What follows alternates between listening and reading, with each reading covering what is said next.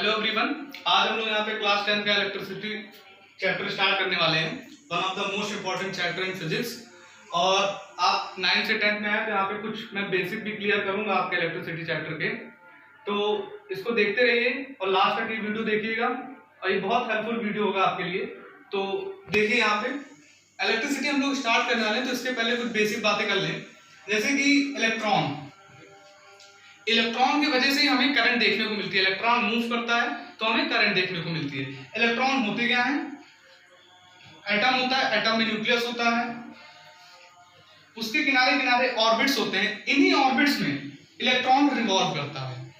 तो हम इन्हीं इलेक्ट्रॉन की बात कर रहे हैं। यही फ्री इलेक्ट्रॉन जब कंडक्टर या वायर में मूव करते हैं तो हमें उसके अपोजिट डायरेक्शन में करंट देखने को मिलती है। और प्रोटॉन की बात करें जो कि न्यूक्लियस में होता है, तो प्रोटॉन की डायरेक्शन में हमें करंट देखने को मिलती है और इलेक्ट्रॉन की अपोजिट डायरेक्शन में हमें करंट देखने को मिलती है। अगर कोई पूछे प्रोटॉन या इलेक्ट्रॉन के रेफरेंस में तो हम ऐसे बता सकते हैं। फिर बात करें इलेक्ट्रिक करंट होती क्या है। जैसे आपने एयर करंट देखा, वाटर करंट देखा, flow of water is known as water current and flow of air is known as air current. उसी तरह flow of electricity is known as electric current. अब इलेक्ट्रिक करंट जो होती है generate electron की वजह से होती है। जब इलेक्ट्रॉन मूव करता है तो हम लोग को इलेक्ट्रिसिटी देखने को मिलती है। तो हम लोग इलेक्ट्रिसिटी मतलब इलेक्ट्रिक करंट I से रिप्रेजेंट करते हैं और इसका बहुत ही बेसिक फॉर्मूला है I equals to Q by T. ये आपके फिंगर टिप्स पे होना चाहिए क्योंकि ये बहुत बेसिक फॉर्मूला है। अब हम इसी से इसकी डेफिनेशन बना सकते हैं। It is as easy. देखिए कैसे, I की यूनिट होती है एम्पियर, तो हम लोग ने लिख दिया 1 एम्पियर। चार्ज की यूनिट होती है कूलाम, तो हमने लिख दिया 1 कूलाम। कूलाम को C से रिप्रेजेंट करते हैं। टाइम की होती है सेकंड। अब देखिए यहां से कोई बच्चा भी इसकी डेफिनेशन बता सकता है। जैसे एम्पियर, 1 एम्पियर की कोई डेफिनेशन पूछे आपसे, आपको सिंपली ये बता देना है कि 1 ampere is defined as when in any wire 1 coulomb of charge flows per unit second. Simply this is equal to 1 ampere. Unit से रिलेटेड कुछ बातें कर लेते हैं। जैसे यूनिट्स, क्योंकि बहुत इंपॉर्टेंट है, एग्जामिनर या जो भी पेपर सेटर होता है वो यूनिट्स को ही घुमा देता है तो क्वेश्चन टफ बन जाता है। अब देखिए एम्पियर तो आप लोग सभी जानते हैं। एक नई यूनिट यहाँ पे देखिए जो कि एनसीईआरटी में नहीं दी है। 1 एम्पियर इक्वल टू 1/10 बायट। इंपॉर्टेंट है ये, इसको, ये सीजीएस यूनिट है बायट, इसको नोट कर लीजिएगा, एनसीईआरटी में नहीं है। और चार्ज की बात करें हम लोग चार्ज की, तो 1 कूलाम इक्वल टू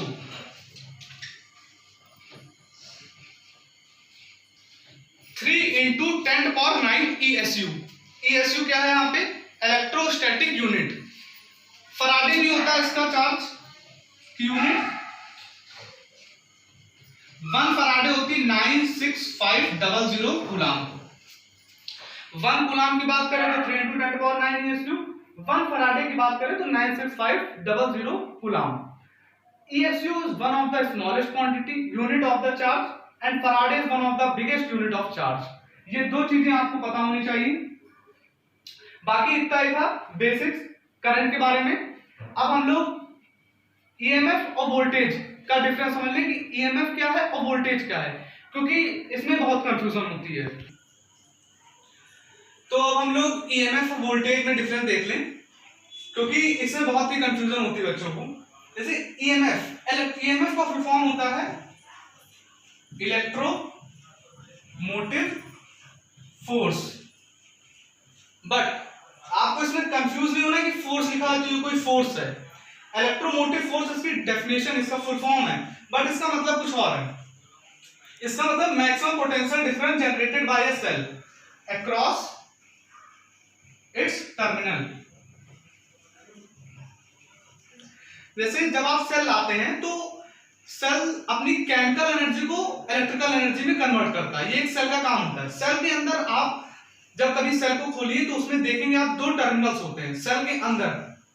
तो वो जो 2 टर्मिनल्स होते हैं उनके बीच का कुछ रेजिस्टेंस होता है। तो सेल एक, अगर हम लोग स्टैंडर्ड रिप्रेजेंटेशन एक सेल का दिखाएं तो सेल इस तरह रिप्रेजेंटेट किया जाता है कि सेल के साथ एक छोटा सा रेजिस्टेंस पहले से इन्वॉल्व होता है। ये कोई एक्सटर्नल रेजिस्टेंस नहीं है, ये इन्वॉल्व होता है। जब आप सेल लाते हैं दुकान से तो ये पहले से इन्वॉल्व होता है। ये कुछ और नहीं, उन दो इलेक्ट्रोड जो सेल के अंदर रहते हैं उनके बीच का है। तो ये पहले से, तो जो आप लोग सेल खरीद के लाते हैं, अगर आपने उसको किसी गैजेट से नहीं जोड़ रखा है, फिर जो आपको उसके अक्रॉस यहाँ पे पोटेंशियल डिफरेंस देखने को मिलेगा वो होगा E, मतलब EMF। तो यहाँ पे जो आपका E होगा वही V होगा, ठीक है। अब यहां पे आपको इस रेजिस्टेंस के अक्रॉस जो वोल्टेज मिलेगा उसी को हम लोग वोल्टेज कहते हैं। When a cell is connected to any external resistance, then the potential difference we get across the resistance is known as voltage। मतलब अगर EMF लगा हुआ है और उसके अक्रॉस पे आप एक्सटर्नल रेजिस्टेंस जोड़ रहे हैं तो उसके अक्रॉस जो आपको वोल्टेज मिलेगा वो V होगा। इसका अगर हम लोग फॉर्मूला देखें तो होता है V equal to E minus IR, ठीक है, ये इसका फॉर्मूला होता है। हालांकि एनसीईआरटी में दिया नहीं हुआ है, बट फिर भी आपकी एक्स्ट्रा नॉलेज के लिए यहाँ पे बता दिया कि ईएमएफ और वोल्टेज के बीच का डिफरेंस क्या है। एनसीईआरटी में दिया नहीं तो उतना कोई वो नहीं, मतलब, लेकिन हाँ आपको पता होना चाहिए कि ईएमएफ और वोल्टेज का मतलब क्या है, डिफरेंस क्या है। अब हम लोग यहाँ पे इलेक्ट्रिक पोटेंशियल की बात करेंगे, फिर इसके बाद हम लोग इलेक्ट्रिक पोटेंशियल डिफरेंस की भी बात करेंगे। इस टॉपिक को समझ लीजिएगा, ये बहुत इंपॉर्टेंट टॉपिक है। मैं तो कहूंगा इस पूरे चैप्टर का लगभग ये मोस्ट इंपॉर्टेंट टॉपिक है, क्योंकि यही बच्चों को समझ में भी नहीं आता है। और फिर अगर आपको ये समझ में आ गया तो फिर ओम्स लॉ और उसके बाद हीटिंग इफेक्ट, सारे फॉर्मूले इंटर रिलेटेड हैं। तो ये चीज आप समझ लीजिएगा अच्छे से, फिर इसके बाद कई आप हीट के फॉर्मूले खुद ही जनरेट कर लेंगे। जैसे देखिए इलेक्ट्रिक पोटेंशियल होता क्या है, एक कोई चार्ज लिया आपने, चार्ज अपनी इलेक्ट्रिक फील्ड जनरेट करेगा, तो ये इसकी एक इलेक्ट्रिक फील्ड रीजन होती है। इसका एक इलेक्ट्रिक फील्ड रीजन है जिसके अक्रॉस इलेक्ट्रिक फील्ड रीजन अगर कोई पूछे आपसे क्या होता है, तो इलेक्ट्रिक फील्ड रीजन होता है अगर आपने कोई एक चार्ज रखा, पॉजिटिव चार्ज, उस चार्ज के अगर आप पास में कोई एक दूसरा पॉजिटिव चार्ज ला रहे हैं या कोई दूसरा नेगेटिव टेस्ट चार्ज ला रहे हैं, यहां पे हम लोग यूज करते हैं word positive test charge. Test charge कहते हैं, ये एक हाइपोथेटिकल है, क्योंकि हम लोग टेस्ट चार्ज देते हैं, इसका खुद का कोई इलेक्ट्रिक फील्ड जनरेट नहीं कर रहा है, क्योंकि हम लोग को इसके बारे में पढ़ना है, इसका रेफरेंस लिए हुए हम लोग। अगर हम लोग इसका भी इलेक्ट्रिक फील्ड कंसीडर करने लगे तो फिर हम लोग इसका पोटेंशियल निकाल ही नहीं पाएंगे, या इस सिस्टम का पोटेंशियल निकाल ही नहीं पाएंगे, क्योंकि ये भी इलेक्ट्रिक फील्ड जनरेट करेगा, तो फिर एक सिस्टम बन जाएगा इन दोनों के इलेक्ट्रिक फील्ड का। फिर वहां पे कुछ अलग ही कहानी होगी, क्योंकि जैसे हम लोग दो फील्ड लेते हैं तो फिर ऐसे ऐसे ऐसे ऐसे उस तरह का इलेक्ट्रिक फील्ड फिर डाइवर्ट होने लगता है। तो हम लोग यहाँ पे ऐसा कुछ नहीं लेंगे, यहाँ पे इसके इलेक्ट्रिक फील्ड नल मानेंगे। अब देखिए electric field reason, electric field reason में किसी चार्ज के अगर आप कोई टेस्ट चार्ज रखते हैं तो उस टेस्ट चार्ज पे फोर्स लगता है, तो वो फोर्स कब लगता है, जब आप किसी चार्ज के इलेक्ट्रिक फील्ड रीजन में रखेंगे। अब मान लीजिए यहाँ पे इनफाइनाइट पे कोई एक चार्ज था, test charge, unit test charge. अब आपको यूनिट टेस्ट चार्ज को यहां से यहां लाना है और स्लोली लाना है। एक चीज ध्यान रखिएगा, फिजिक्स में जहां भी स्लोली वर्ड लिखा है उसका मतलब होता है विदाउट एक्सेलरेशन, मतलब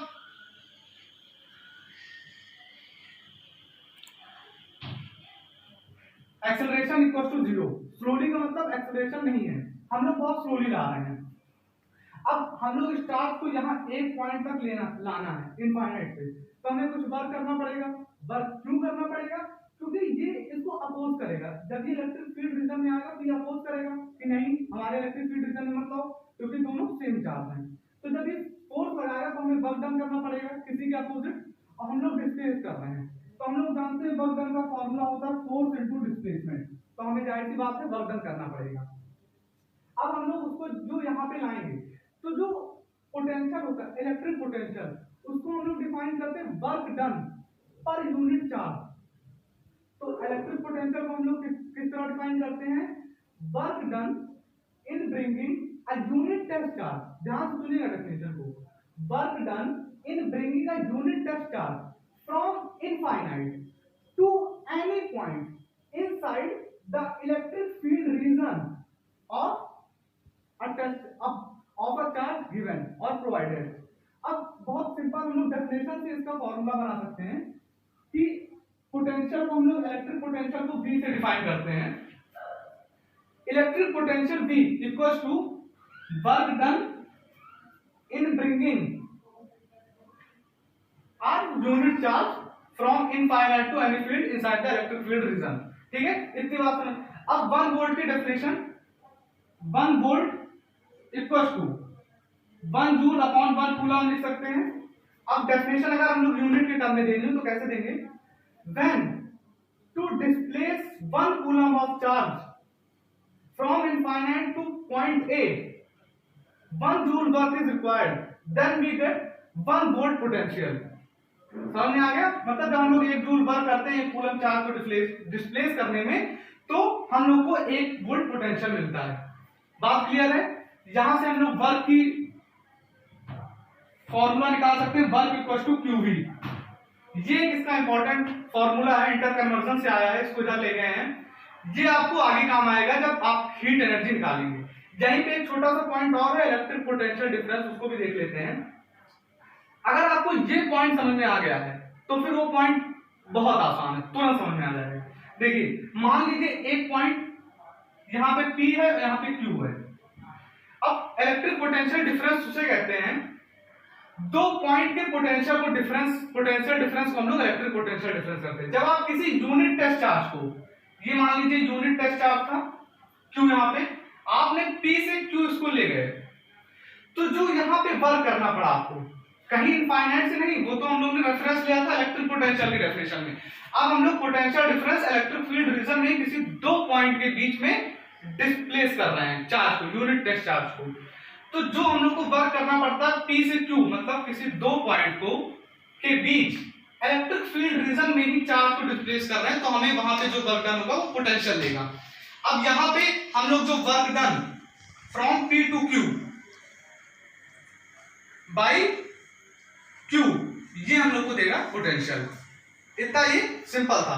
तो अब यहाँ पे इलेक्ट्रिक पोटेंशियल डिफरेंस, ये टॉपिक यहीं पे खत्म, मतलब क्योंकि आपको वो समझ में आ गया तो ये भी बहुत आसानी से समझ में आ जाएगा।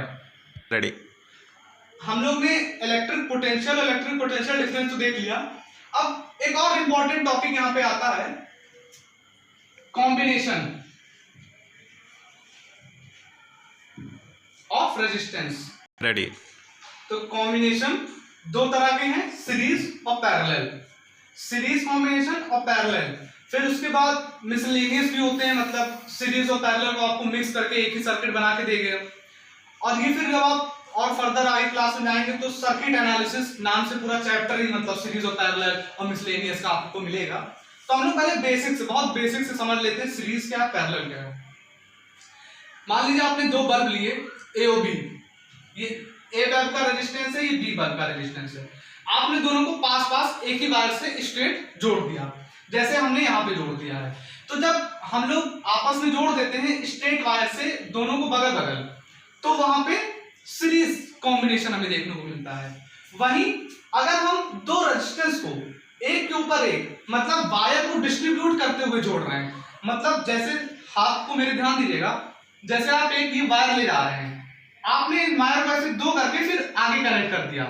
तो जब आपने इन्हें आगे कनेक्ट कर दिया, अब ये जो दो रेजिस्टेंस हैं वो पैरेलल में, जैसे एक ही वायर आ रहा था, ध्यान से देखिए, इसको मैं अगर थोड़ा और अच्छे से आपको समझाने के लिए बनाऊं तो ये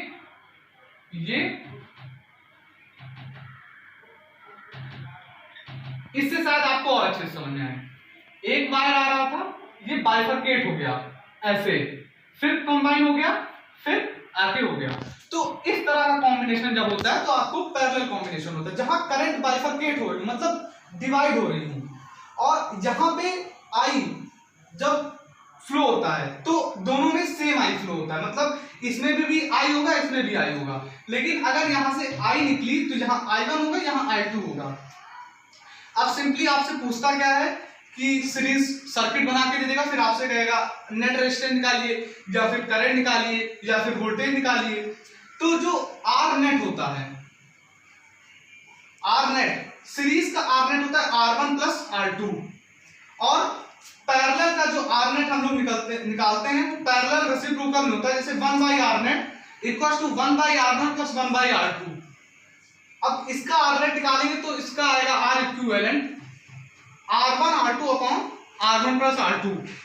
तो ये चीज सीरीज और पैरेलल की इतनी सी बात थी कि मतलब जब सीरीज में आप क्वेश्चन को अच्छे से सॉल्व करने के लिए ये चीज समझ लीजिए कि अगर ये V वोल्टेज है, इसको ध्यान से देखिएगा, सीरीज में करंट सेम रहती है लेकिन इसके अक्रॉस पोटेंशियल कुछ और होगा, इसके अक्रॉस पोटेंशियल कुछ और होगा। मान लीजिए V1 R1 के अक्रॉस था, V2 R2 के अक्रॉस था। और यहां पे देखते हैं, हमने पहले बता दिया करंट बाइफरकेट हो चुकी है, लेकिन मोस्ट इंपॉर्टेंट यहां पे पोटेंशियल सेम रहता है, मतलब R1 के अक्रॉस भी होगा, R2 के अक्रॉस भी होगा। ये दोनों पैरेलल में सेम वोल्टेज पे होंगे, सीरीज में वोल्टेज डिफरेंट होगा लेकिन करंट सेम होगा। तो आज का वीडियो हम यहीं पे खत्म करते हैं और हम लोग नेक्स्ट वीडियो लेक्चर में, अभी यहाँ पे मैंने ये वाला फॉर्मूला नहीं बताया आप लोग को, V equal to I R, ये ओम्स लॉ से आता है, जो कि बहुत इंटरेस्टिंग टॉपिक है।